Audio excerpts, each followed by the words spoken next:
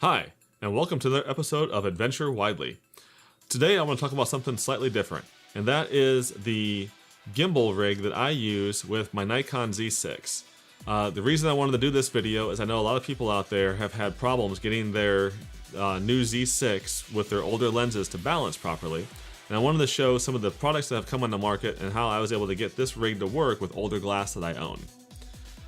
On this particular setup right now, as you can see here, this is one of the Nikon's older lenses. It's a f2.8 lens, 28-70. The modern version of this is the 24-70, but this is a very heavy lens.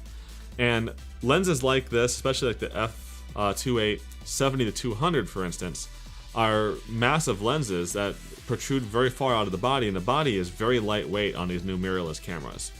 The older D850, D750, and prior gen camera bodies were much bigger, had a lot more magnesium in them, and made it a lot easier on a gimbal like this to have your weight balanced behind the center point with that big lens in front.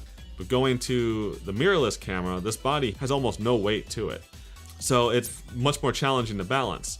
And one of the things that came on the market recently is SmallRig came out with a plate for the Ronin S, and they also have several counterbalance weights. This little guy here, as you can see, this is one of SmallRig's. It's a 200 gram weight. They make it 200 gram and 100 gram, and there is a mount hole on the back for these, so you can stack these. So if I needed to add extra weight, this could actually screw in right here into the bottom of this one and add additional weight to it. What I have mounted on this camera in particular right now is two 200 grams and a 100 gram. There's not enough room to do three 200 grams in a row, so if you do a setup like this, I would recommend you get two 200 grams and one 100 gram to start out with. If you need additional weight, you can obviously add more weight below by adding those on there, but it will affect your rotation. So if you're mainly looking to get stable images on a level or horizontal plane with this, this works well. But if you're looking to do very strong angles with your gimbal as well, you have some limitation when you have these weights hanging out here, how far you can actually rotate this around. Something to keep in mind. But one of the cool things about this setup is that I am able to run this lens with the follow focus motor on this rig here and actually have everything balanced well.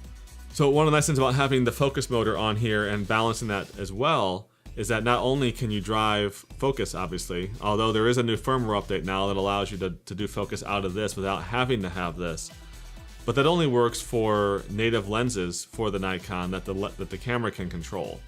So if you happen to be like me, who also happens to have some manual lenses in their collection, and you've always manually focused those by hand, having the follow focus motor up here allows you to be able to still follow focus those lenses on this setup without having to rely upon any specific firmware to actually talk to the camera itself. So this setup works well. I wanted to share some of the things I had on there for this and to show that it actually is possible to use.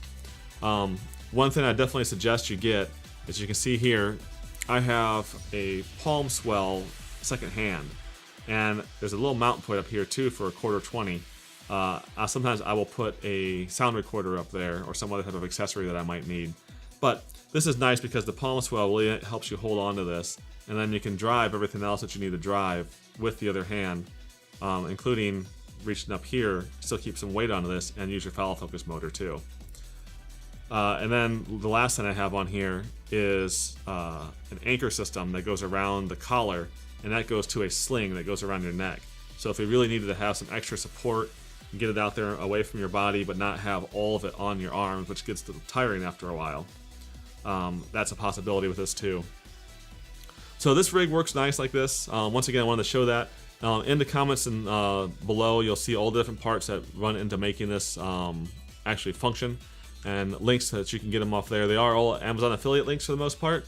I do get a small kickback from that if you guys decide to purchase through those, but I appreciate that because it allows me to bring additional content like this to you.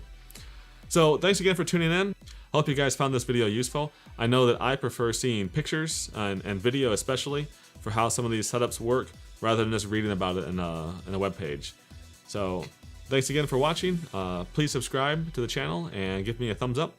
Let me know in the comments below if you have any questions, and I hope you continue to adventure widely. Have a great day.